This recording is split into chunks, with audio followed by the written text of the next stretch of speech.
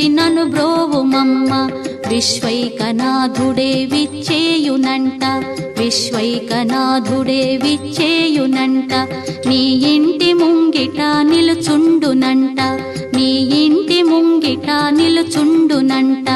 అన్నపూర్ణాదేవి అర్చింతునమ్మ, నా మనవి ఆలించి నను బ్రోవుమమ్మ.